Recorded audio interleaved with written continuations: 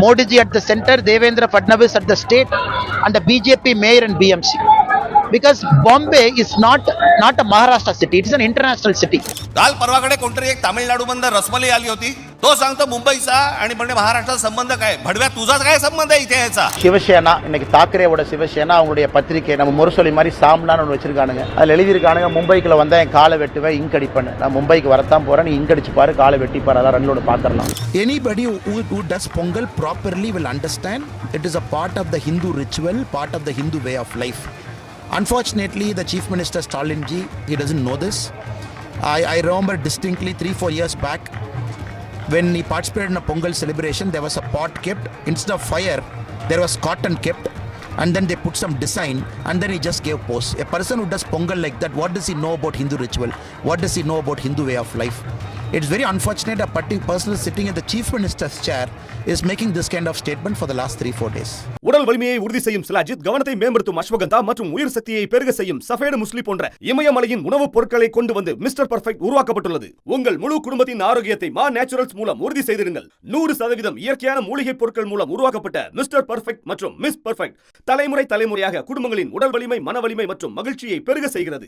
உங்கள் மகிழ்ச்சியான பயணத்தை துவங்க www.manaturals.com என்ற இணையதளத்தை பார்வையிடவும் அல்லது வாட்ஸ்அப் எண்ணிலும் தொடர்பு கொள்ளலாம்.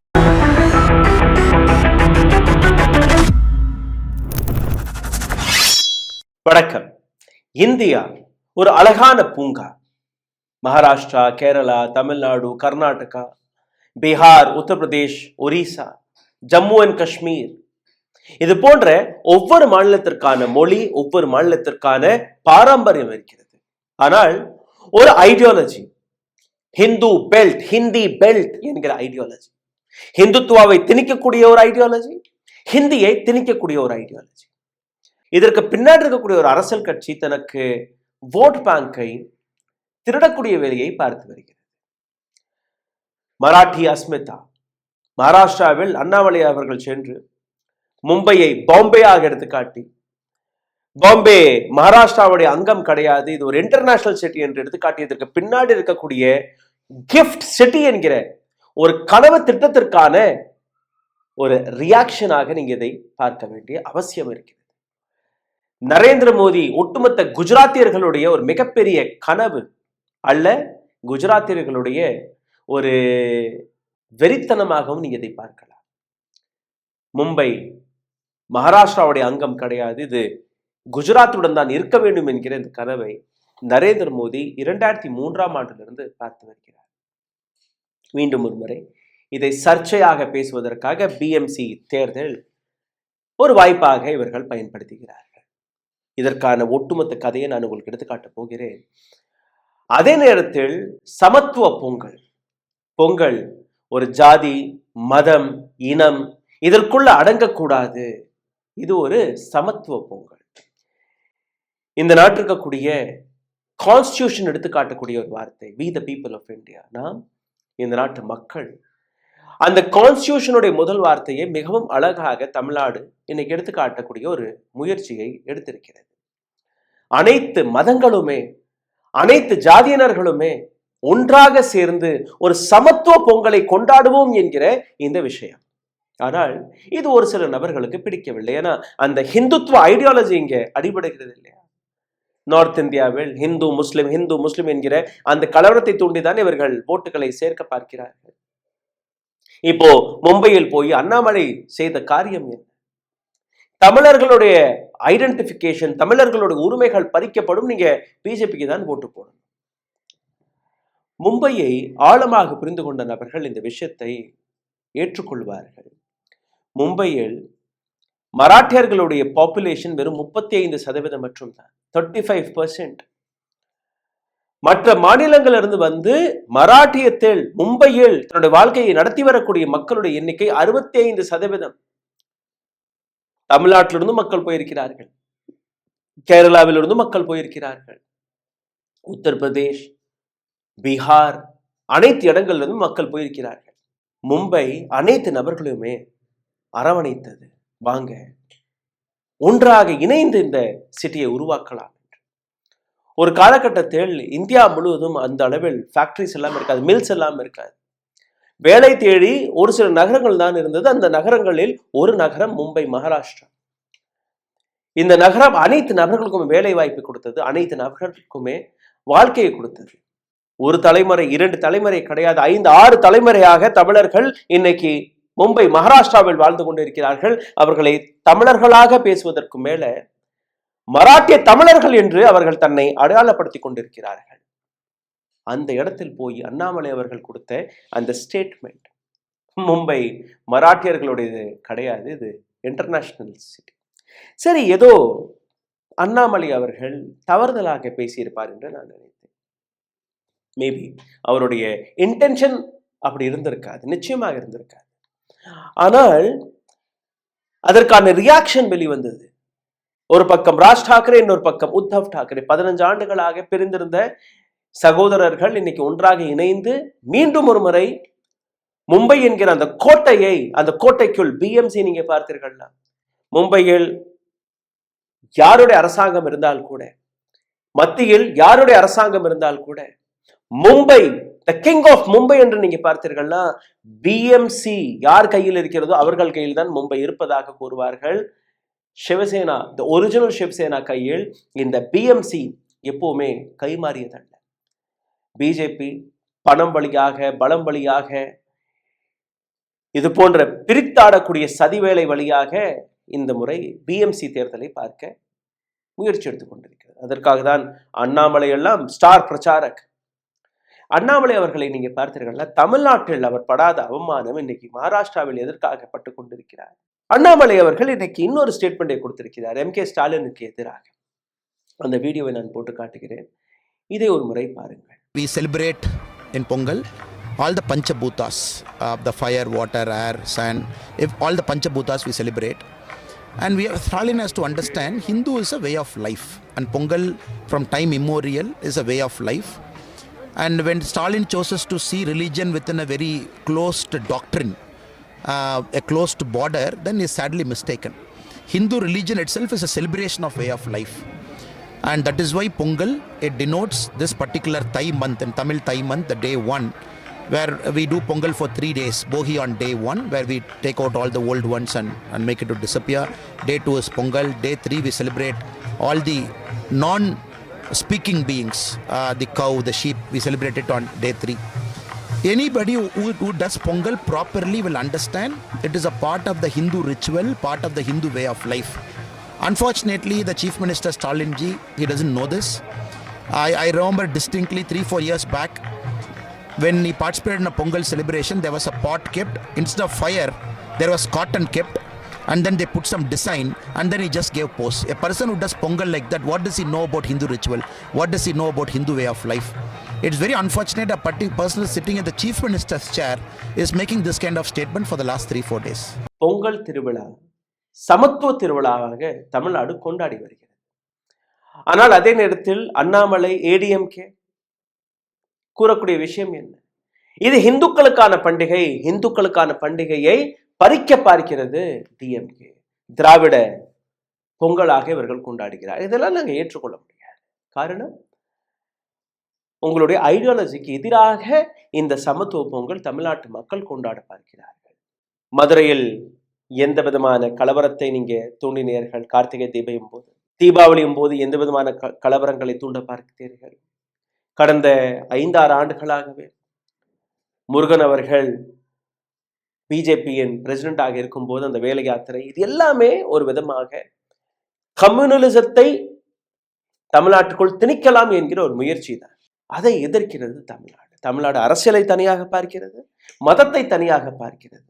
இந்த புரிதலை மற்ற வட இந்தியர்கள், வட இந்தியாவில் இருக்கக்கூடிய அந்த சக்திகளால் ஏற்றுக்கொள்ளவும் முடியவில்லை, பார்க்கக்கூடிய முடியவில்லை, புரிந்து கொள்ளவும் முடியவில்லை. அதைத்தான் தமிழ்நாட்டு மக்கள், மராட்டிய மக்கள் எதிர்க்கிறார்கள்.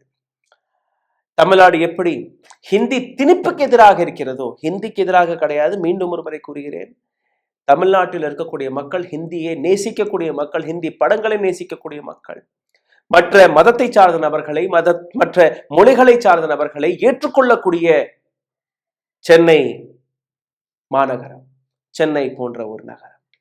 இங்கே வட இந்தியர்கள் கிடையாதா? இன்னைக்கு தமிழ்நாடு முழுவதும் வட இந்தியர்களுக்கு ஒரு மிகப்பெரிய அளவில் வேலைவாய்ப்பு உருவாக்கி, வேலை வாய்ப்பிற்கு தாண்டி அவர்களுடைய வாழ்க்கையை உருவாக்கக்கூடிய தமிழ்நாட்டை ஹிந்தி எதிர்க்கக்கூடிய மாநிலமாக நீங்க பார்க்கவே முடியாது. ஹிந்தி திணிப்பை நாங்க எதிர்க்கிறோம். We will not accept if you force Hindi on us. ஹிந்தியை பற்றியோ வட இந்தியர்களை பற்றியோ தமிழ்நாடு போன்ற மாநிலங்கள் எப்பவுமே எதிர்த்ததல்ல. அதே போன்ற விஷயத்தை இன்னைக்கு மராட்டிய மண்ணில் இருக்கக்கூடிய அரசியல்வாதிகள், அங்க இருக்கக்கூடிய மக்களும் உணர தொடங்கி இருக்கிறார்கள். மும்பை, மகாராஷ்டிராவில் குஜராத்தியர்களுடைய ஆதிக்கம் அதிகரித்து விட்டது. உத்தரப்பிரதேஷ், பீகார்ல இருந்து வரக்கூடிய மக்களுடைய ஆதிக்கம் அதிகரித்து விட்டது. ராஜ் தாக்கரே கூறிய விஷயம் அதுதான். நாங்க ஹிந்தி திணிக்கக்கூடிய நபர்களை எதிர்க்கிறோம். அங்கேயும் அதே விஷயம்தான் வெளிவந்தது. ராஜ் தாக்கரே ஒரு மேப்பை எடுத்து காட்டியிருக்கிறேன். நானும் 2-3 வீடியோக்களில் அதை எடுத்து காட்டியிருக்கிறேன். எந்த அளவில் அடானி ஒட்டுமொத்த மகாராஷ்டிராவை, ஒட்டுமொத்த இந்தியாவை கேப்சர் செய்து விட்டார் என்று ரொம்பவே ஒரு சீரியஸான விஷயம். இன்னைக்கு இந்த பதிவில் ரொம்பவே ஆழமான விஷயங்களை நான் உங்களுக்கு எடுத்துக்காட்ட போகிறேன். எந்த அளவில் நரேந்திர மோடி அவர்கள் 2003ஆம் ஆண்டு பார்த்த கனவு, நரேந்திர மோடி மட்டுமல்ல, ஒட்டுமொத்த குஜராத் லாபி பார்த்த கனவு, மும்பை மகாராஷ்டிராவில் இருக்கக்கூடாது, மும்பையை உடைத்து அதை குஜராத்திலிருந்து இணைக்க வேண்டும், அல்ல மும்பையை அழிக்க வேண்டும். இந்த திட்டத்தை எப்படி போட்டார்கள், இந்த திட்டத்திற்கு பின்னாடி இருக்கக்கூடிய விஷயங்கள் என்ன, அனைத்துமே நான் உங்களுக்கு இன்னைக்கு எடுத்துக்காட்ட போகிறேன். அதற்கு முன்பு ஒரு சிறிய கோரிக்கை, எங்களுடைய சேனலை மிகப்பெரிய அளவில் முடக்கி வருகிறார்கள். காரணம், இது போன்ற ரிப்போர்ட்ஸ்களை ஆதாரபூர்வமாக நாங்கள் எடுத்துக்காட்டி வருகிறோம். அதுதான் இதிலிருந்து மீட்டெடுப்பதற்காக நீங்க செய்ய வேண்டிய சாதாரணமான விஷயங்கள். லைக், ஷேர், சப்ஸ்கிரைப் தட்ட மறக்காதீர்கள். இந்த வீடியோவை பார்த்து கொண்டிருக்கும் போதே ஹாய், ஹலோ, வணக்கம் அல்ல உங்களுடைய கேள்விகள், கருத்துக்கள் கீழே கமெண்ட் பாக்ஸில் எழுதிவிடுங்கள். இதை தாண்டி அருகில் இருக்கக்கூடிய QR கோடை ஸ்கேன் செய்து உங்களால் முடிந்த உதவியை எங்களுக்கு தெரிவிக்கலாம். கிஃப்ட் என்கிற ஒரு city, Gujarat international finance tech city, இந்த கனவை நரேந்திர மோடி அவர்கள் 2003ஆம் ஆண்டு பார்க்க தொடங்கினார். 2007ஆம் ஆண்டு நரேந்திர மோடி சீஃப் மினிஸ்டராக பதவியேற்ற போது இதை இம்ப்ளிமெண்ட் செய்வதற்கான ஒரு வேலையை பார்த்தார். இன்னைக்கு பல நபர்கள், மும்பையில் வெறும் 35% தானே மராட்டியர்கள், எப்படி மராட்டியர்கள் கொடுக்கலாம், அதை யூனியன் டெரிட்டரியாக அறிவித்து விடலாம், ஒரு கனவு. இந்த கனவு நிற்கவே பழிக்காது, அது வேற விஷயம். பட் ஏன் குஜராத்தியர்களுக்கு மும்பை ஒரு மிக முக்கியமான நகரமாக இருக்கிறது, எதற்காக மும்பையை மராட்டியுடன் குஜராத்தியுடன் இணைத்து விட வேண்டும் என்று ஒரு கனவை காண்டு வருகிறார்கள், அனைத்துமே இன்னைக்கு நாம் பார்க்க வேண்டும். அதற்கு முன்பு பிஜேபியின் உண்மையான நிலை என்ன, இதை நான் உங்களுக்கு எடுத்துக்காட்ட ஆசைப்படுகிறேன். பிஎம்சி தேர்தலும் போது, அதாவது எம்எல்ஏ எலெக்ஷன், எம்பி எலெக்ஷன் போன்றதெல்லாம் இருக்காது. இது போன்ற எலெக்ஷன்களில் வெளியில இருந்து ஸ்டார் பிரச்சாரங்கள் வரும்போது அது அதற்கான விஷயம் வேற. ஏன்னா நேஷனல் பாலிடிக்ஸ், நேஷனல் இஷ்யூஸ் எல்லாம் அங்கே பாதிக்கப்படும். வேலை வாய்ப்பிற்கான பிரச்சனை, மற்ற பிரச்சனைகளை இது போன்ற ஸ்டார் கேம்பெயினர்ஸ்கள் பேசுவார்கள். But why did Annamalai gone from Tamil Nadu to Maharashtra ஒரு கேள்வி இருக்கு. ஏன்னா பிஎம்சி மியூனிசிபல் கார்பரேஷனுக்கான ஒரு எலெக்ஷன், இந்தியாவின் மிக பெரிய பணக்கார மியூனிசிபல் கார்பரேஷன் எது என்றால் அது பிஎம்சி தான். ஒரு வருடத்திற்கான பட்ஜெட் 50,000 75,000 கோடி ரூபாய். ஒரு சில மாநிலங்களுடைய பட்ஜெட் கூட அவ்வளவு இருக்காது, வெறும் மும்பை நகரத்திற்கான பட்ஜெட் அந்த அளவில் இருக்கு. ஸோ மும்பையோடைய கிங் யார் என்கிற முடிவை எடுத்து காட்டக்கூடிய இந்த விஷயம்.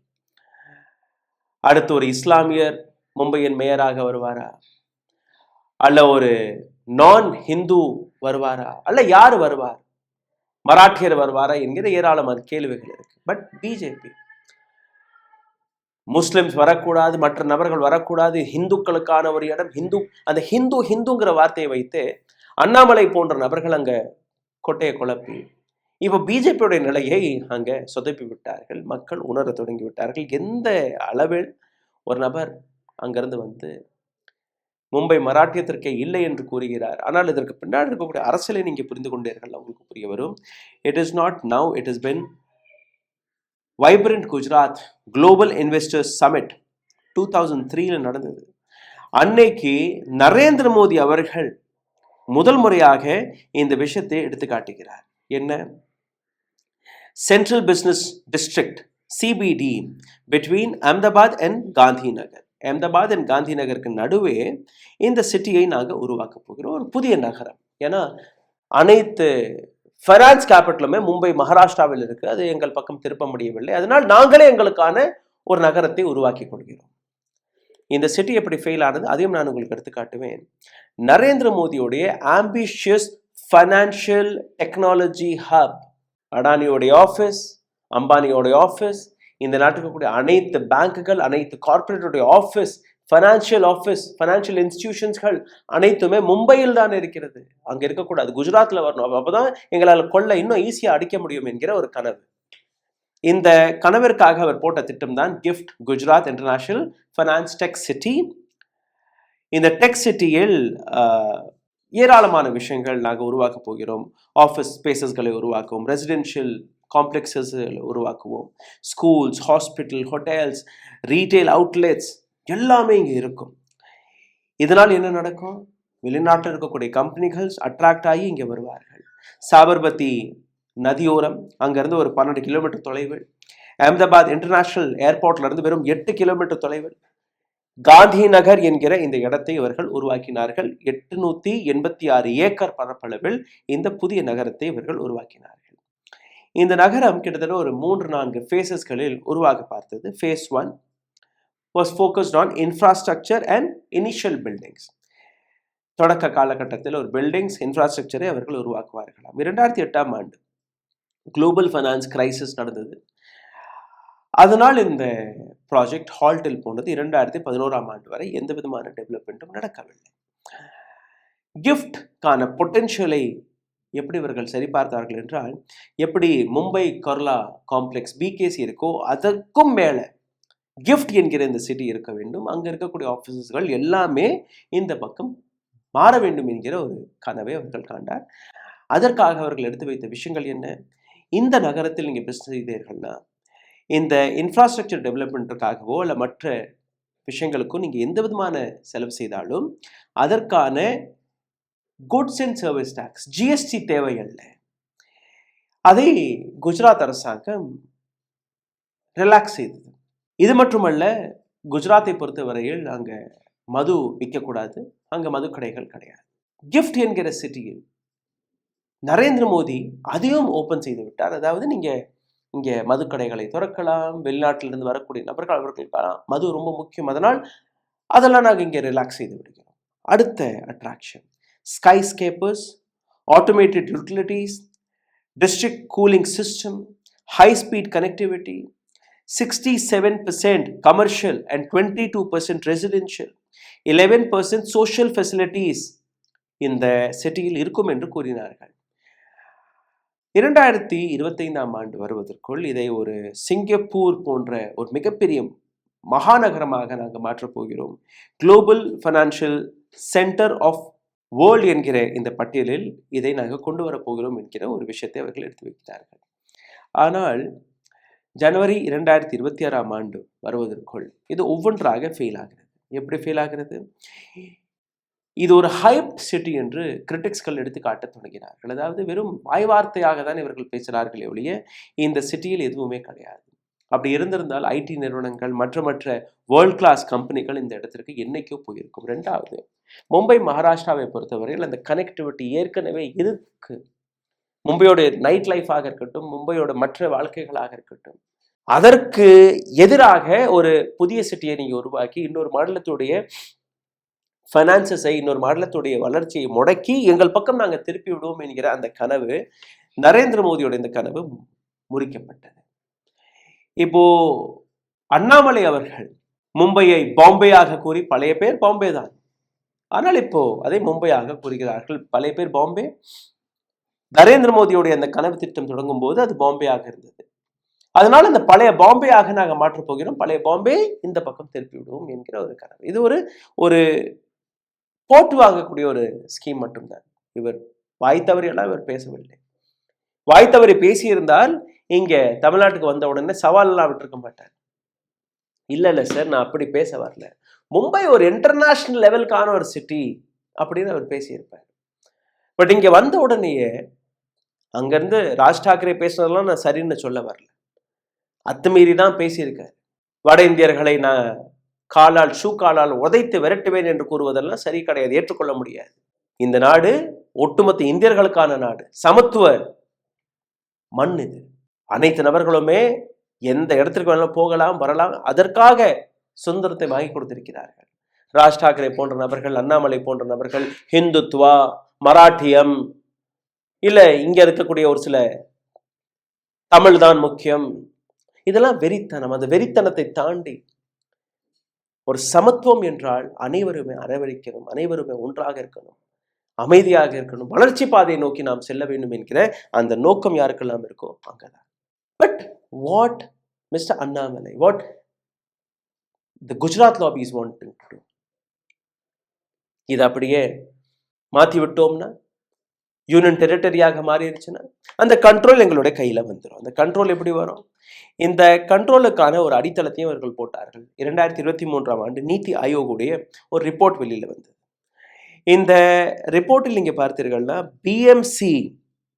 பிஎம்சியில் இருக்கக்கூடிய ஒரு சில இடங்களை ஃபேஸஸ் வழியாக சென்ட்ரலைஸ்ட் கண்ட்ரோலாக மாற்றி விடலாம், மத்திய அரசாங்கத்தின் கண்ட்ரோலில் கொண்டு வந்து விடலாம்.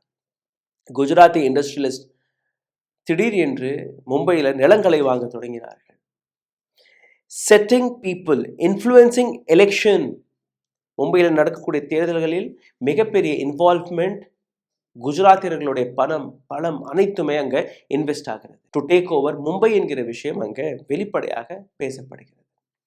ராஜ் டாக்கரே, உத்தவ் டாக்கரே இந்த தேர்தலும் போது இந்த விஷயத்தை மிக தெளிவாக எடுத்து வைக்கிறார்கள். எப்படி? ஜனவரி 15ஆம் தேதி ஒரு கூட்டம் நடைபெற்றது. அந்த கூட்டத்தில் தான் அண்ணாமலை அவர்களை ரஸ்குல்லா என்று கூறியது. அண்ணாமலை மெட்ராஸ் சென்னை ஏர்போர்ட்ல இருந்து அவர் கொடுத்த பதில் அதற்கு மேல. He didn't say that I didn't mean it. If you didn't mean it, you shouldn't have said this. நான் சொன்னது சரிதான், இது இன்டர்நேஷனல் சிட்டி. தமிழர்களை அவர்கள் இழிவுபடுத்தி பேசிவிட்டார்கள், லுங்கின்னு எல்லாம் சொல்றாங்க. I'll show you 3-4 videos now, 4 videos in total. Orissa தேர்தலும் போது இதே பிஜேபி எப்படி தமிழர்களை இழிவுபடுத்தி பேசியது என்று ஒரு சில சப்போர்ட்டர்ஸ் ஆஃப் அண்ணாமலை கீழே வந்து கமெண்ட்ல எழுதிட்டு இருக்காங்க. Most welcome, I love your criticism, but I want you to answer to these 4 videos which BJP had showed in Orissa election. தமிழர்களை எந்த அளவில் கொச்சையாக பேசினார்கள். அன்னைக்கு அண்ணாமலை அவர்களுக்கு தெரியவில்லையா?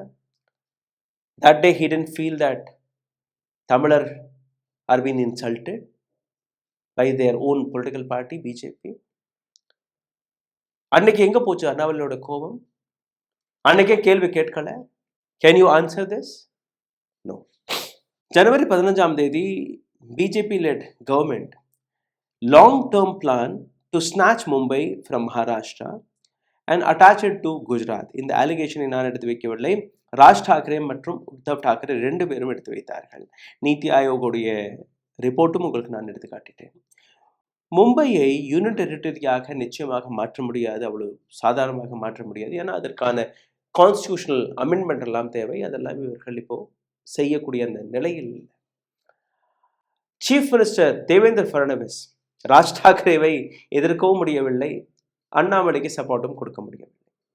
அவர் கொடுத்த ஒரு ஸ்டேட்மெண்ட் மராட்டியத்தில் இருக்கு. அண்ணாமலை கஷ்டப்பட்டு ஹிந்தி எல்லாம் பேசி இங்கே மக்கள்கிட்ட அந்த விஷயங்களை எடுத்து வைக்க வந்திருக்கிறார். சாரி சார், அண்ணாமலை பேசியது ஆங்கிலம்.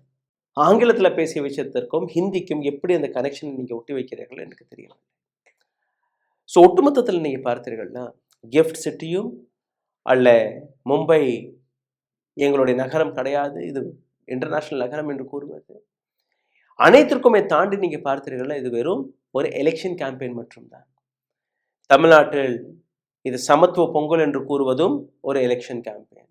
இல்லை இது சமத்துவ பொங்கல் கிடையாது, இந்துக்களுடைய ஃபெஸ்டிவலை பறிக்கிறார்கள் என்று கூறுவதும் ஒரு தேர்தல் பிரச்சாரம் மட்டும்தான்.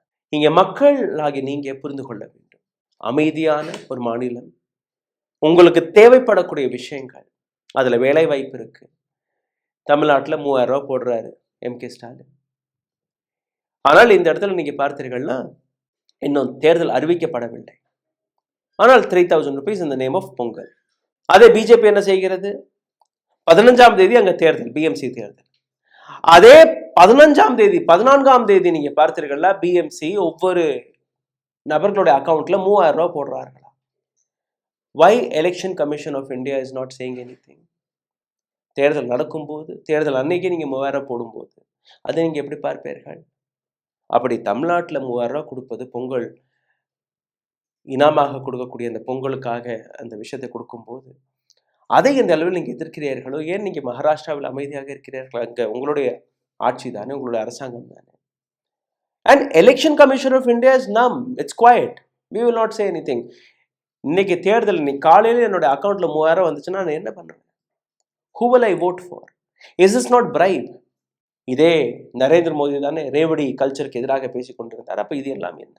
பீகாரில் 10,000 ரூபாய், மகாராஷ்டிராவில் 3000 ரூபாய், நாளைக்கு தமிழ்நாட்டிலும் நிச்சயமாக ஏதாச்சும் அறிவித்து விடுவார்கள். தேர்தல் நடக்கும் போதே அறிவித்து விடுவார்கள். மற்ற கட்சிகள் எல்லாம் இது செய்ய முடியாது.